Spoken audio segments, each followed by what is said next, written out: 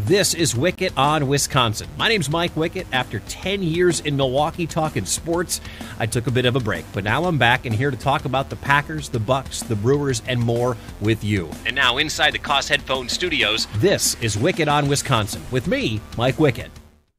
All right, buckle up. Time to talk about a 34-31 loss by your Green Bay Packers in overtime. My name is Mike Wickett. Thank you so much for being here on the podcast. See, when you go in with the game plan after a loss like that, and you listened to this podcast before, and you've heard me talk about the weaknesses of the Green Bay Packers before, after losses like to Minnesota and to Tampa, it's been the same thing. And today they almost now they didn't do it. They almost overcame their biggest weakness and almost pulled out a win against Indianapolis on the road.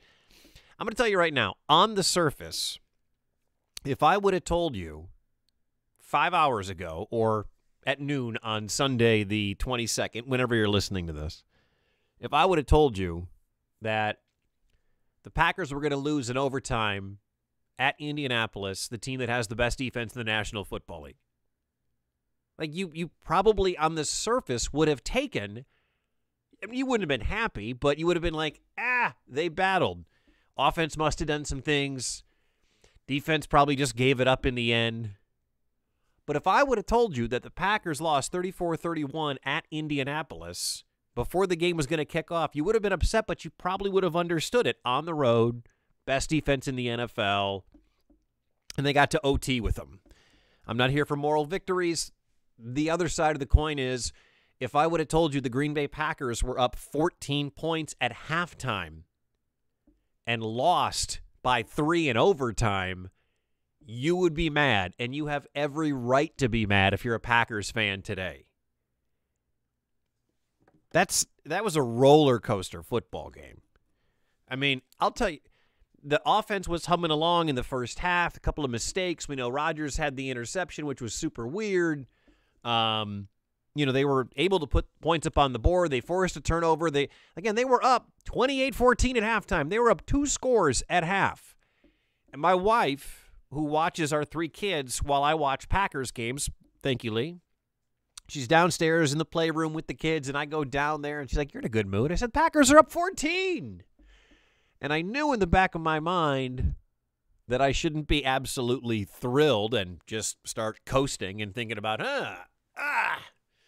put this one in the old bank, as Ted Davis would say, collecting interest. There's no dagger from Wayne Larrivee yet. None of that. And the halftime adjustments that were made, you have to give credit to Frank Reich and the Indianapolis Colts staff. On offense, listen, Phil Rivers is having a pretty decent year. He's not lighting the league up. They don't really have a ton of offensive weapons. I mean, they got guys. You know about Pittman, who's having a nice little run here to start his career. You know about Pascal, and T.Y. Hilton's a name you probably know, and Trey Burton's bounced around, and you know some of the names, but there's no superstar playmakers on that offense. You love Jonathan Taylor because he went to Wisconsin. I couldn't figure out why in the world Indianapolis was focusing on throwing the ball so much against Green Bay. Somewhere along the line at halftime, somebody got into that locker room and said, "Hey, they can't stop us when we run the ball." They couldn't stop Minnesota. They couldn't stop Jacksonville. They couldn't stop Tampa. They can't stop anybody when you run the football, especially up the middle. What did they do? The first drive out of the gate in the third quarter, Indianapolis ran 8 straight times. Came away with only 3 points. I don't know why they went away from running the football, but you got to mix things up. You can't be totally predictable, right? That's what they always say. And they just, when the Colts had the ball, they grinded drives out. Short passes, runs. They used Jacoby Brissett on 3rd and 1s and 4th and 1s, and Brissett's a monster of a human being. And when they did pass, Green Bay just decided to sit back and rush their 3, maybe rush 4, not bring any pressure whatsoever. I can't count on my hand how many times. I don't even know if it was more than one. I honestly don't know. I'll have to look at somebody who follows these things out and grades these things. Did the Packers even blitz? Did the Packers blitz 50-year-old Phil Rivers one time?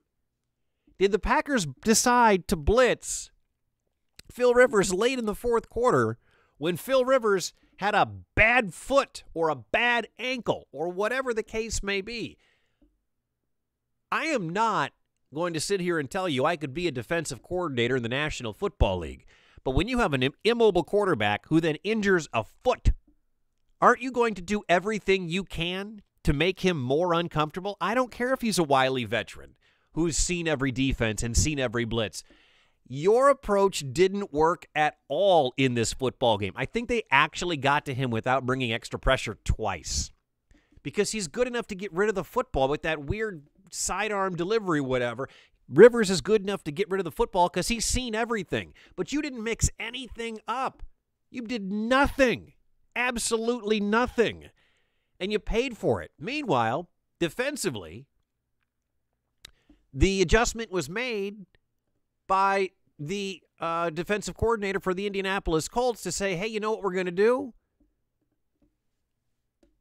We're going to bring pressure on Aaron Rodgers. And you know what happened? Back-to-back 3-and-outs. I don't even know if they got a second series in the third quarter. They may have had just 2 series in the third quarter, and both of them were 3-and-outs because they said, you know what? We're not going to let Aaron Rodgers just sit back there. All right? We got good corners. We got good guys in the linebacker spot. We're going to bring pressure. And it worked, and it threw the Packers off. And the only time the Packers actually looked good in the second half was when their back was against the wall, and they had to, extend these long drives just to stay in contention in this football game.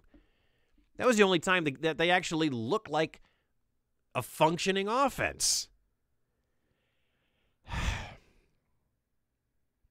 And then they were given a gift from the football gods, an avalanche of penalties. When the Colts got the football, when Green Bay's possession came down to that 4th and 1, their next to last possession in regulation, and Aaron Rodgers overthrows Jamal Williams because of, and Buck and Aikman pointed this out, the defense was really good on that 4th down play on Davante Adams. And then there was the play action to Jamal Williams, and he has to get out into the flat, and Rodgers overthrows him. He was covered, but it would have been a really, really tough play. I thought the game was over. And then when the Colts converted on a 4th down, I thought game is over. And then an avalanche of penalties, holding penalties, 5 out of 8 plays, not only gave the Packers the football back eventually, but it stopped the clock. Packers didn't have to use any of their timeouts until later on after the 2-minute warning, and then they got the football back. And then they drive down the field, the big bomb play to MVS, and you're thinking, oh, my, the football gods are smiling upon Green Bay, right? Eventually, Mason Crosby kicks the field goal. It didn't seem like there was a lot of urgency with Green Bay once they got inside the red zone at that point or near the red zone at that point, but whatever. They go to overtime. And if I was going to hand out a game ball up to this point for the Green Bay Packers, one of those game balls or a piece of the game ball would have gone to Marquez Valdez-Scantling because he caught the balls that were thrown his way. He had some great blocks, especially in that first half, that freed up Equanimeous St. Brown and freed up Davante Adams for a score. And he drew the PI on the big bomb early in the first half. And I thought, MVS is playing a heck of a game. And I say that, I know some people think that's going to be me making fun of Marquez Valdez-Scantling, but I'm not. Like, he has been building his confidence with Aaron Rodgers. And he has to do that if he's going to really be a compliment to Davante Adams. But, man, after they won the coin toss in OT, I thought, all right, they got a shot here. They got some momentum going from the last drive. Aaron wants to end it. You got no faith in your defense, nothing whatsoever. and they throw the wide receiver screen, which had been working in this game. And they throw the one to MVS, and he coughs it up. I know some people are going to say he should have just kept focusing on Devontae or focusing on Aaron Jones or whatever. MVS had made plays for you, man, the last couple of games. And in this one, MVS had made plays. And I felt terrible for him. And you could see the look in his eye and his teammates on the sideline, and that just sucked. It was a roller coaster of a football game, and I'm sure, like, I have my notes here, right? I got all my notes. And I probably missed something just trying to retell the game in the last 10 minutes because there's so much that went into it. And really, the bottom line in this entire equation, as it keeps coming to be, is that when the Green Bay Packers need to get a stop, when the Green Bay Packers need to make a huge play, they can't. They don't adjust anything. They don't change anything. Mike Pettin does not blitz for whatever reason. Somebody said, why isn't Pettin blitzing on Twitter to me? And I said, that's not his scheme. That's not his scheme. I don't like it. I mean, Brady picked him apart with it. Rivers is basically the same guy as Tom Brady, without the 6 Super Bowl rings. He's a statue who can throw the ball underneath at this point in his career.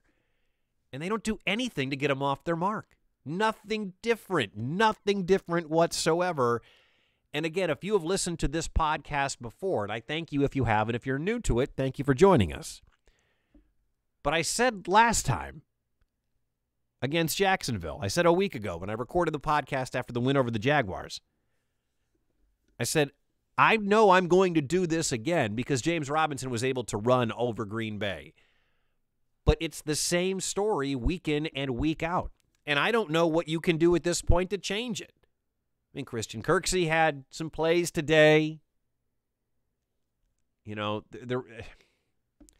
I just don't have any answer for it. They weren't any good at it last year when Blake Martinez was there. They're not good there now. They don't do anything different. You're not going to change defensive coordinators and change up your scheme in week 11. That's not going to happen. Like, this is what you get now, Packers fans. If you're a Green Bay Packers fan, you have Mike Pettin as your defensive coordinator from now until the end of the regular season and hopefully a deep playoff run. But I'll tell you what, pick a team in the NFC playoffs. Pick a good team in the NFC that's going to make it to the postseason. Seattle, right? You think Seattle's good? They just played against Arizona. Their defense is absolutely horrendous. But you know what they do? They run the ball. When they do run the ball, they're effective. Chris Carson was effective till he got hurt. They went back to running the ball with Carlos Hyde on Thursday Night Football against Arizona. You know what they did? They ran Hyde. He ran well, and they pounded Arizona in the middle. You don't think New Orleans is thinking, next time we face Green Bay, we got Michael Thomas back, and who knows what happens with Drew Brees and Taysom Hill, but they're not. They're going to need to pound the ball up the middle again against Green Bay with Kamara and Latavius Murray. Like, that's the formula to beat Green Bay.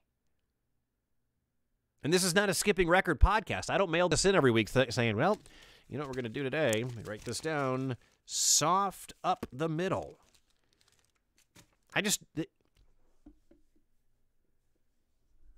When you think that if they play the Pittsburgh Steelers right now or the Kansas City Chiefs or the Colts again or the Titans, hell, they still have to see the Titans. They have to see Derrick Henry coming up. And there is no better second half of the season runner than Derrick Henry. That's in a couple weeks. If MVS doesn't fumble, I feel a lot better. So much better than I do right now. And I'm just in a bad mood. So I'm going to read some stats. Everybody loves statistics. Aaron wasn't out of this world. He threw an interception. It was 27-38 for 311, 3 touchdowns, and the pick. He hit Devontae 7 times for $106. MVS 3 times for 55, including the fumble. Bob Tunyon, 5 for 44. Somebody pointed out that Tunyon was wide open in the end zone when he tried to hit Devontae to end it. I think at that point, when you don't have much time, you're going to go to your guy. I got no problem with him not seeing Tonyan, although it would have been great. Aaron Jones, 10 carries for 41 yards. Also caught 4 passes for 30 yards. Kind of strange not to feed him more, but I understand the beast you're playing against. You don't want to try to run right into the teeth of that. I would have loved to have seen the Packers give their running backs more than 13 total carries. But then again, they kept talking about this on the air on TV. They kept saying that, the Packers such and such doesn't have a big second half, or Devontae only has 1 target here. They only had 6 plays at that point in the second half. They didn't have enough plays to get guys targets, to get guys to churn out yards. They didn't have enough plays to do any of that stuff because Indianapolis made adjustments and Green Bay didn't. They really didn't, and that's depressing. All right, so Green Bay falls to 7-3. They got the Bears coming up next. That'll be on Sunday Night Football. That'll be fun. Then they get the Packers. A couple of games they should win, right? I mean, they should beat Chicago. And they should beat Philadelphia. Then they get the Lions. That should get them to 10-3. And then who knows what the Carolina Panthers will look like when they come to Lambeau on December 20th. And who knows if Christian McCaffrey or Teddy Bridgewater will be playing, but if you saw their game against the Lions today, it didn't really matter. Now, it was the Lions, and they're the Lions. And that's what happens. I asked people to send me some tweets. You can always follow me at Mike Wickett, and a lot of people did. I appreciate that. I said, because when the game, you could feel it. When MVS turned the ball over, you kind of knew, right? Like, you knew the game was going to be over. You knew a couple of plays, and Blankenship was going to go ahead and kick the field goal, and it's exactly what happened. And I wrote on Twitter, time to tuck my daughter in and then podcast about this one. Give me your thoughts, and I'll read them on Twitter. Packers lose 34-31 in overtime. So I set the phone down, set the notes down, closed the computer, went downstairs, read Goodnight Moon to my daughter. She loves that one. And came back and sat down and did this podcast. And here's what you had to say. This is from on Twitter, Older and Wiser, at Mike Wickett. Rivers could have been done with pressure. It's akin to Atlanta's second half in the Super Bowl loss to the Patriots. I mean, listen, if you haven't figured out that you need to pressure these old quarterbacks by now, nothing's going to change. You're 100% right, man. Ryan writes on Twitter at Mike Wickett. Actually, he sent me a GIF, and it's just the word pathetic in the dude that hosts Hell's Kitchen, Gordon Ramsay. The word pathetic. I don't know what landmark MKE means when he says ball don't lie, but all right, ball don't lie. And this is from Frey Fishy 82 on Twitter at Mike Wickett. And he says, can Giannis either sign or say no? I need a pick-me-up or a complete nut punch. I mean, what a week for Wisconsin sports, huh? I haven't even gotten to the debacle. Stop me if you've heard this one. Evanston is a house of horrors for the Wisconsin Badgers. I haven't even gotten to that. I did a little on the Bucks because I was just kind of waiting, and every day there was new news about the Milwaukee Bucks, but they lose out on Bobo. They add some nice pieces. We'll do a full Bucks podcast coming up next week, so be sticking around and looking for that one. And then this happens, right? They had a 14-point lead at halftime. That is an epic collapse. A 14-point lead at halftime and to lose 34-31 in overtime. You're up 28-14 at halftime, and you lose this one. I'm going to have to look at the Green Bay Packers and figure out who they have beat that I'm really impressed with. They got the Saints win in their pocket right now for everybody to say, hell, they beat the Saints. No Michael Thomas, sure. Other than that, Jaguars, Niners. This Niners team sucks. The Texans, good win, I guess, on the road, but Houston's not very good outside of Deshaun Watson. Smoked by the Buccaneers, handled by the Vikings. They beat the Lions. They beat the Vikings in week 1. They beat the Falcons. I mean, they haven't beat anybody. Up next, Bears, Eagles, Lions, Panthers. Minimum 3-1. Minimum 3-1. 4-0 would make me feel really good going into that game against Derrick Henry and the Titans. And I figured the over-under should be set at about 212 yards rushing for Derrick Henry.